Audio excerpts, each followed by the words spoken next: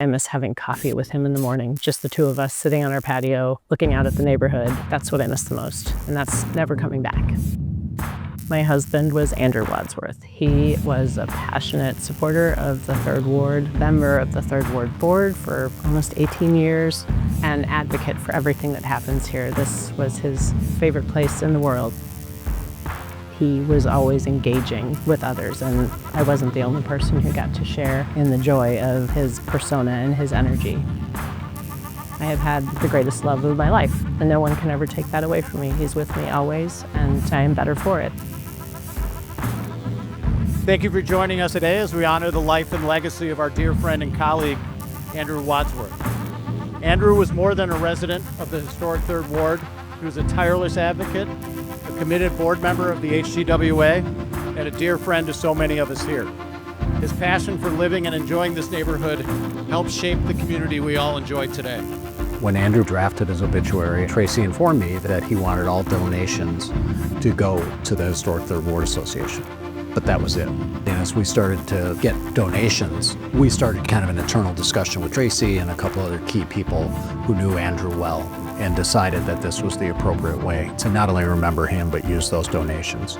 The public market was definitely one of his favorite places. He loved the Wine Bar Thief, and there were 2 seats on the corner that we liked to occupy, and we basically sat there and watched the world pass by. And he also loved Catalano Square. So much is happening at the market all of the time, but being able to pull people through the neighborhood to enjoy things on this end of the neighborhood was something that he would have loved to have seen. In his honor, we are commissioning a sculpture, a larger-than-life replica of his favorite pair of glasses that's going to sit in the catbird seat in the Third Ward, the top of Broadway, looking straight down the heart of our neighborhood, and his favorite place in the world. This is truly a community effort, and it's a love letter to Milwaukee and our neighborhood from Andrew, co-signed by all of you. So raise a high life to that. Cheers. My husband was on the Historic Third Ward Association board for 18 years before he died. When he died, he wanted money to be donated to the Third Ward. They didn't know what they were going to do with it. We didn't know how much money we would get.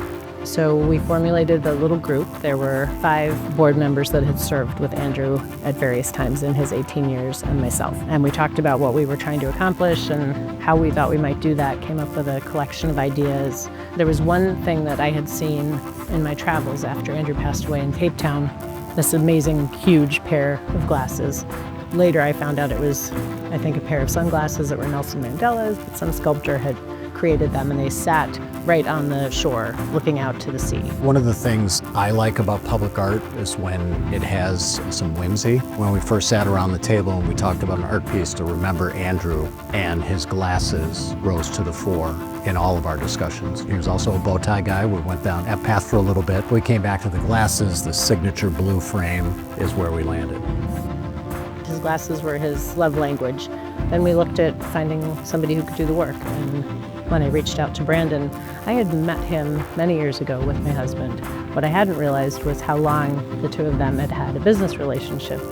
So I met Tracey and Andrew while they were acquiring a piece of artwork from Reginald Baylor in the Playa Tuba, and we became fast friends, and then I kept running into them at the market. Andrew actually helped me out as a small business owner. So I've had the honor and pleasure of creating this piece in honor of Andrew.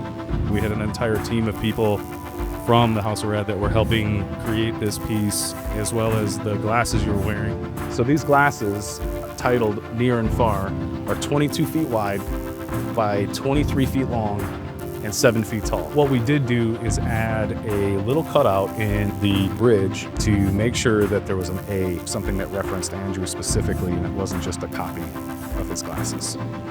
Local artist, somebody who knew my husband, and somebody who understood the impact that he had on other people. So